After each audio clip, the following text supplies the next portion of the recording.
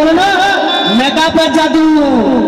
মেকআপটা যদি ধুয়ে দেয় তাহলে এরা নিজেরাই হয়ে যাবে কাবু। কারণ দাদা সবাই জানে কোথায় কি আছে বলো না, যে বিদেশিদের মুখের মেকআপ ধোয়া আর ব্রেকআপ হওয়া, মেকআপ ধোয়া আর ব্রেকআপ হওয়া, বুঝলি?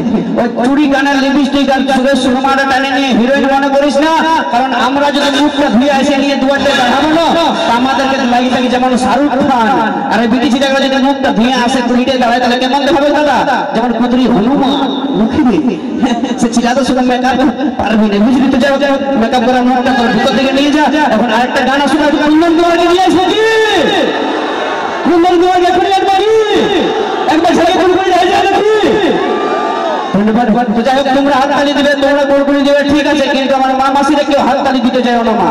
কারণ এই কিলে দেখতে পাচ্ছি অনেক ছোট ছোট বাচ্চা ছেলে কোলে নিয়ে বসে আছো, হাততালি দিতে যায় কখন ছেলেটার কপালটা ছোট করে তালি দিয়ে দিবে, ছেলেটা কাঁদে উঠবে। হ্যাঁ তোমরা সুকুমারে থাকবে, দাদা ভাইরা একদম ঝাড়ে দিবে। তো যাই হোক চলে নিয়ে সিলেন করে লাস্ট একটা গান, তারপরে নিয়ে আসবো আপনাদের প্রিয় শিল্পী আপনাদের প্রধান